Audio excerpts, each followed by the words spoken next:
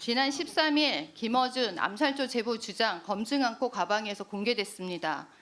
방송인 김어준 씨가 이렇게 13일 민주당이 요청한 참고인으로 국회에 출석해서 북한군 위장 암살조 가동이라는 제보는 이거는 팩트이고 사실입니다.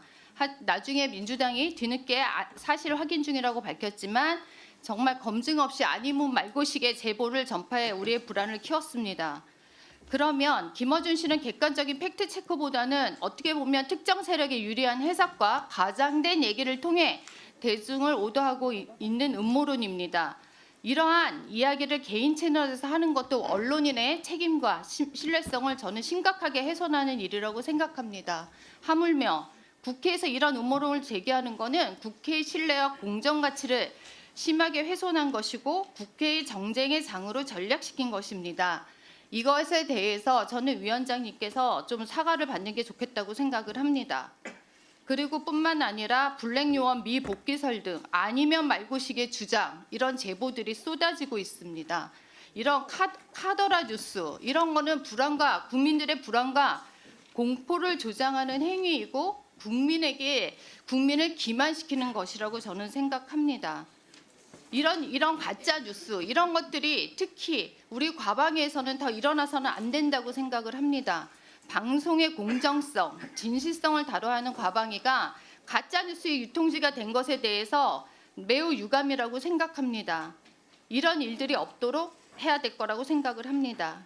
김태규 방통위원장님, 제가 질문 드리겠습니다. 정부가 지난 12월 9일 날 새로운 디지털 질서 정립 추진 계획의 후속 조치로 한 10월, 11월경에 딥페이크 가짜 뉴스 대응을 주제로 공청회를 진행한 걸로 알고 있습니다. 예. 이거에 대해서 알고 계십니까? 아마 이 과기정통부에서 공론화를 진행을 했고 그 결과도 발표한 거로 그렇게. 네, 맞습니다. 그리고 응답자의 94.5%가 가짜 뉴스가 개인과 사회에 미치는 영향이 심각하다라고 응답했고 84.9%는 딥페이크를 활용한 가짜 뉴스가 일반적인 가짜 뉴스보다 더 부정적이다 이런 말을 했습니다. 그러면 이에 대한 피해 예방은 어떻게 하면 좋을까? 효과적인 방법이 뭘까? 이거에 대한 질문에는 강력한 입법 및 정책 요구, 또 정부의 정책으로 범죄자에 대한 처벌 강화 이런 것들을 예. 요구한 걸로 알고 있습니까? 예. 맞습니까? 예, 팩트는? 그렇게 알고 있습니다. 그러면 이렇게 가짜 뉴스가 개인과 사회에 미치는 영향이 아주 큽니다.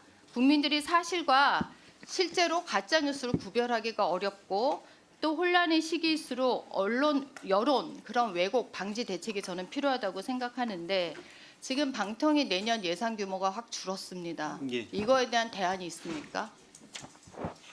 예산이 준 부분은 뭐 저희들로서는 달리 대안을 찾기는 어렵고 그로 인해서 이런저런 사업에서의 뭐 지장이 생기는 그런 피할 수 없는 현실인 것 같습니다. 올해 예산 규모 2,503억 대비 약 80억 원 정도가 감소했고 딥페이크는 계속해서 일어나고 있습니다. 그리고 최근 들어서 가짜 뉴스가 엄청 심하게 나오고 있고 이게 정치 선동과 맞물려서 그런 것들에 대해서 저희가 대응을 해야 되는데 그거에 대한 방통위 입장은 어떻습니까? 저희들이 예산 부분은 그냥 뭐 달리 드릴 말씀이 없습니다. 뭐 저희들이 어떻게 할 수 있는 부분이 없으니까 저희들이 할 수 있는 부분이 있어야지 저희들이 그 부분에 대해서 대안을 내고 말씀을 드릴 텐데 있는 것 그냥 정해주신 것 아껴 쓰는 것 외에는 달리 대안이 없으니 대안이 없다고 말씀드릴 수밖에 없습니다. 그렇다고 지금 이런 모든 아까 사례에서도 김어준 사례도 제가 말씀드렸고 이런 사례에서 저희가 그냥 단순히 손을 놓고 아니면 말고식의 이런 언론에 대한 대비 저는 이런 것들에 대해서 아주 심각하다고 생각합니다. 잘못된 건 잘못됐고 사실은 사실대로 정확히 보도하고 알리고 맞습니다. 방송과 통신이 그렇게 해야 되는 거 아닙니까? 그 부분에 대해서는 뭐 의원님 말씀에 충분히 공감하고 그리 돼야 되는 당위에 대해서는 전혀 반론이 없습니다.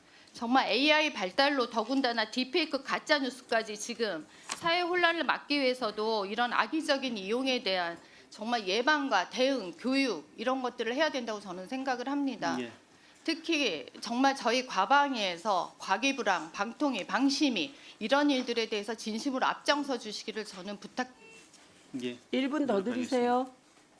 이 건에 대해서 지금 지금 장관님께서 과기부에서 하고 있는 건 어떤 일들이 있습니까? 예, 그 기술적으로 딥페이크나 또는 뭐 여러 가지 보이스 피싱이나 여러 뭐 스미싱, 큐싱 여러 가지 이제 문제를 일으키는 것을 기술적으로 빨리 발견하고 차단하는 그런 연구개발 노력을 기울이고 있습니다. 지금 현재 팩트 체크는 역량 교육, 디지털 윤리 연구 이런 것들에 대해서 진행되고 있습니까? 네, 물론 그것도 포함해서. 그래서 지금 네, 알고 홍보 활동 등 전현대비 예산은 비록 삭감됐지만 그럼에도 불구하고 이 일에 대해서 진짜 과기부에서조차 같이 일을 해야 된다고 저는 생각을 합니다. 기술적으로 막든 어떤 교육으로 막든 이런 것들에 대한 것은 지금 현재에서 가장 중요한 이슈라고 생각을 하고 이런 것들에 대해서 정말 두 분께서 특히 잘 신경 써서 해주시면 예, 팩트체크 영양교육 그리고 디지털 윤리교육 홍보활동 관련 예산은 있습니다. 다행히. 그래서 그 부분은 저희들 뭐 주어진 여건 하에서 최선을 다하겠습니다. 네, 저희 역할도 다 하겠습니다. 자, 띄우세요. 이제 하나만 확인할게요. 최수진 의원, 저보고 사과하라는 겁니까? 김호진 씨를 데려다가 사과하라는 겁니까? 그러니까 무슨 뜻이에요? 자, 띄워보세요. 조선일보 보도입니다. 언론에 이미 보도가 났기 때문에 사과할 일이 없습니다. 왜냐하면 한동훈 대표도 국회에 들어가면 죽는다. 이거 다 보도된 거예요. 그리고 민주당이 그 박선원 의원실의 1차 보고 내용이 언론에 어떻게 보도됐는데 그게 계속 업데이트돼서 이게 다 개연성이 있다. 이렇게 바뀌었습니다. 그리고 지금 핵심 부분이 사살인데요. 그게 되게 그 자리에서 저희도 충격적이긴 했어요. 그런데 조선일보 단독 보도입니다. 노상원 씨가 민간인인데 계엄을 기획했다고 지금 알려져 있어요.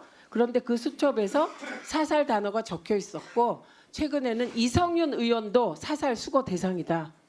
16명이었다. 이것까지 보도가 나오고 있기 때문에 당시에 그 김어준 씨가 이 자리에 나와서 증언할 때 저기 사전에 내용을 하나도 몰랐기 때문에 사실 다 충격을 받았습니다만 저는 분명히 정리를 했습니다.